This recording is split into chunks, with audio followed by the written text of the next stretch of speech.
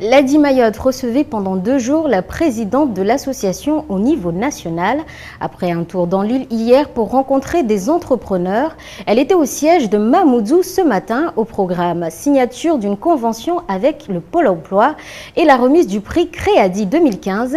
Assigna Moussa et Leslie Viméné étaient sur place. Hassani Souleymana est fier de montrer son prix et son chèque de 3 000 € offert par l'ADI.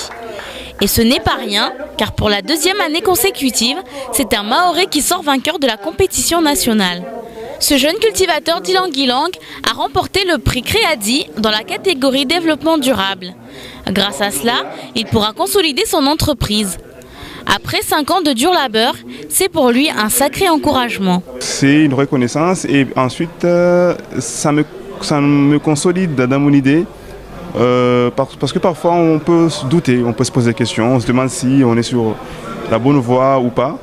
Et recevoir ce prix-là est vraiment en fait très encourageant et me fortifie dans le projet que nous menons au sein d'Aro Mahorais.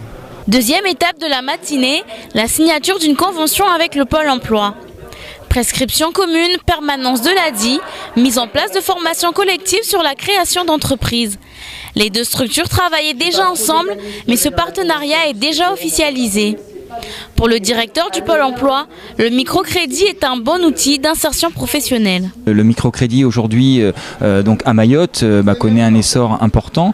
De nombreux créateurs d'activités, de micro-activités ont réussi à consolider leur action et leur activité grâce à l'appui proposé par l'ADI, parce qu'il y a un engagement, il y a une énergie et c'est cette énergie que cherche à accompagner l'ADI et c'est cette énergie également que cherche à détecter le conseiller Pôle emploi dès lors qu'il oriente vers le microcrédit. Pour aller encore plus loin, l'ADI Mayotte travaille actuellement sur le dispositif Agir pour l'emploi avec la Caisse de dépôt et des consignations ainsi que le ministère de l'Outre-mer.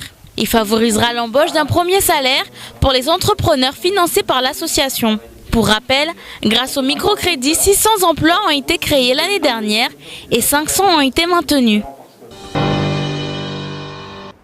La présidente de l'ADI a choisi Mayotte pour son tout premier déplacement en Outre-mer et elle n'est pas déçue. Pour elle, la dynamique du territoire doit être saluée. On l'écoute au micro.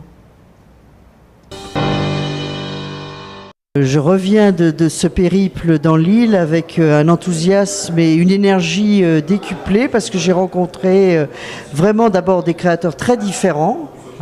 Dans l'artisanat, dans le commerce, dans la petite industrie, un menuisier, dans les auto-écoles, les coiffures, des services à la personne. Enfin, j'ai dû rencontrer une vingtaine d'entreprises, y compris dans la restauration, dans toutes les parties de l'île. Et j'ai rencontré des gens entreprenants qui y croyaient, qui rencontraient pas tant de difficultés en ce moment malgré un contexte difficile, qui avaient même plutôt envie des projets de développement.